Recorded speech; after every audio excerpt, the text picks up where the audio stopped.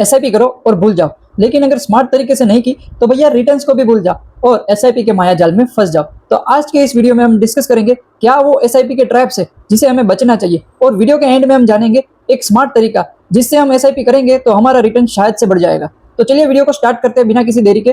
तो भैया ईटीएफ में एसआईपी कर लो तो भैया वो सेफ भी रहेगा और प्रॉफिट भी होगा, ये ही सबसे बड़ा मिथ है दोस्तों। लेकिन रियलिटी में क्या होता है दोस्तों, रियलिटी में ये होता है कि अगर आपने कोई गलत ईटीएफ को पकड़ लिया और या फिर आपने कोई गलत साइकिल वाला सेक्टर पकड़ लिया तो आपको लॉस होना तो पक्का है। प्रॉफिट की कोई गारंटी नहीं है पर लॉस की तो गारंटी पक्की है अगर रॉन्ग ईटीएफ रॉन्ग टाइम पे पकड़ लिया तो। ये दोस्तों एक रियलिटी है।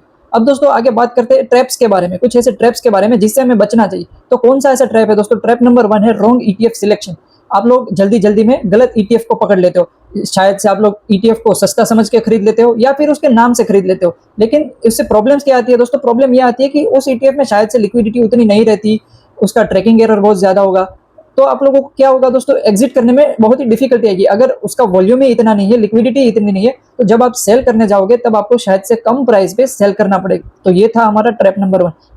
अब दोस्तों देखते हैं ट्रैप नंबर 2। ट्रैप नंबर 2 क्या है दोस्तों? Ignoring market cycles. आप लोग क्या करते हो, मार्केट के साइकिल को इग्नोर कर देते हो और धड़ाधड़ ऐसे अंधाधुंध आप लोग एसआईपी करने में लग जाते हो और कोई भी ईटीएफ बाय कर लेते हो। ऐसा नहीं होता दोस्तों। आप लोग कई बार ऐसा करते हो कि जो सेक्टर गिरता जा रहा होता है उसमें एसआईपी करते जा रहे हो, लेकिन ये ज्यादातर ठीक नहीं होता। ये ठीक है कि आप अंडर वैल्यूड सेक्टर को पकड़ रहे हो, लेकिन सिर्फ आप अंडर वैल्यूड सेक्टर पे ही ध्यान लगाओ, बाकी के सेक्टर को भूल जाओ, ऐसा नहीं करते दोस्तों। हमें हमेशा सेक्टर रोटेशन का ख्याल रखना चाहिए। अगर सेक्टर रोटेशन सीखना है तो ऊपर आई बटन पे वीडियो का लिंक मिल जाएगा, चाहिएगा सेक्टर रोटेशन को सीख लेना, लेकिन इस वीडियो को पूरा देखने के बाद। तो दोस्तों ईटीएफ में अगर एसआईपी करते हो ना तो आपकी टाइमिंग जो है वो बहुत ज्यादा डिपेंड करती है अपने रिटर्न पे। तो आप लोगों को क्या करना पड़ेगा, आप लोगों को अंडर वैल्यूड ईटीएफ भी पकड़ने पड़ेंगे, कुछ ऐसे मोमेंटम ईटीएफ भी पकड़ने पड़ेंगे जिससे आपका बैलेंस बना रहे। आपको मोमेंटम ईटीएफ आपको जल्दी फायदा दे देगा, अंडर वैल्यूड ईटीएफ में आप लोगों को सस्ते भाव पे ज्यादा से ज्यादा क्वांटिटी मिल जाएगी। तो आपको दोनों ही तरह से बैलेंस रहना पड़ेगा। आपको सिर्फ अंडर वैल्यूड सेक्टर या फिर फॉलिंग सेक्टर में एसआईपी करते जाओ, एक ही अप्रोच को फॉलो नहीं करना है। ठीक है दोस्तों, अब आगे बढ़ते हैं ट्रैप नंबर 3 की ओर। तो ट्रैप नंबर 3 हमारा यह है कि लोग क्या करते हैं, लोग ये समझते हैं कि हमने एक ईटीएफ ले लिया बस हमारा पोर्टफोलियो हो गया डाइवर्सिफाई।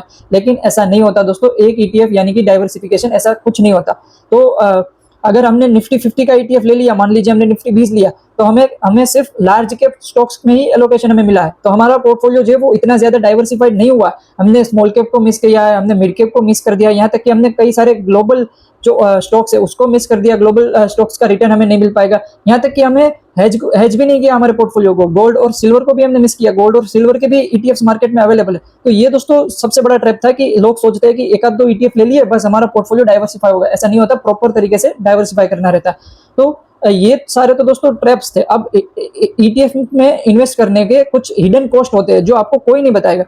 उन कॉस्ट में दोस्तों क्या शामिल है? ट्रैकिंग एरर जितना ज्यादा उतना कम आपका ईटीएफ का रिटर्न।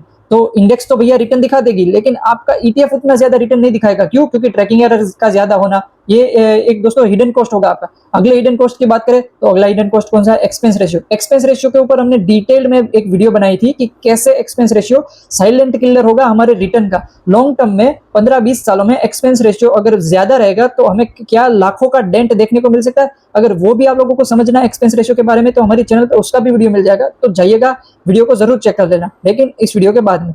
तो अभी अगला दोस्तों हिडन कॉस्ट क्या है? अगली हिडन कॉस्ट के बारे में तो दोस्तों कोई बात नहीं करता।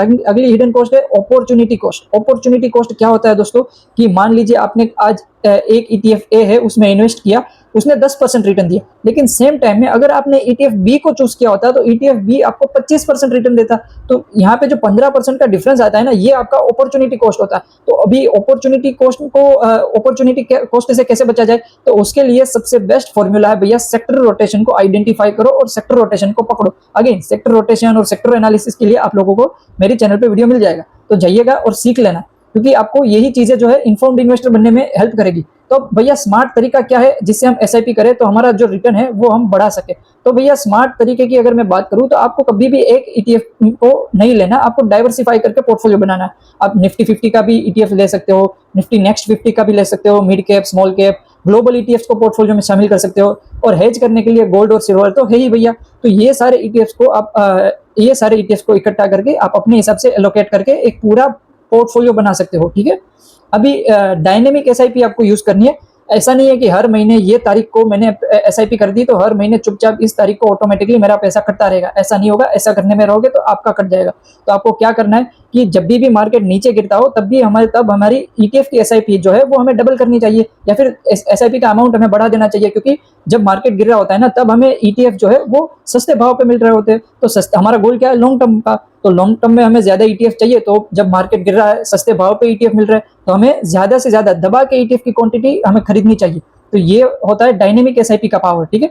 अभी सेक्टोरियल ईटीएफ जो है उसे भी हमें यूज करना चाहिए। आप सेक्टोरियल ईटीएफ में जो है वो स्विंग ट्रेड कर सकते हो, शॉर्ट टर्म के लिए अपॉर्चुनिटी स्पॉट कर सकते हो, ठीक है। और आपको जो अपना ईटीएफ का जो पूरा पोर्टफोलियो बना लिया, डाइवर्सिफाइड ईटीएफ का पोर्टफोलियो बना लिया, उसे हर 2 से 3 साल में चेक करना रहेगा, रीबैलेंस करना रहेगा।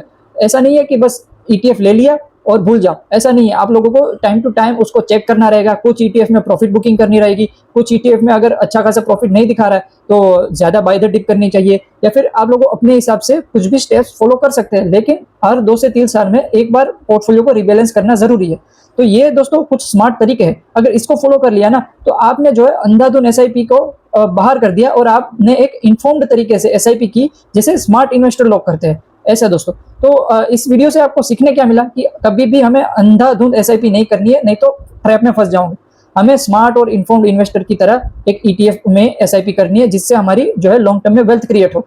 तो अगर लोगों से हटके कुछ करोगे ना तब भी हमें इन्वेस्टमेंट से बड़ा फायदा होगा, क्योंकि आजकल हर दूसरा आदमी एसआईपी कर रहा है, तो उसके रिटर्न को हमें बीट करने के लिए हमें कुछ स्मार्ट तरीका जो है वो अप्लाई करना पड़ेगा। तो अगर छोटा सा स्मार्ट तरीका अप्लाई कर लेंगे तो हम क्राउड से हटके कुछ डिफरेंट और कुछ अलग वेल्थ बना पाएंगे, ठीक है दोस्तों। तो आई होप आपको ये ईटीएफ में एसआईपी करने का तरीका जो है वो समझ में आया होगा। अगर वीडियो अच्छा लगा तो वीडियो को लाइक करो और चैनल को सब्सक्राइब करना मत भूलना दोस्तों। मिलते हैं अगली वीडियो में। थैंक यू दोस्तों।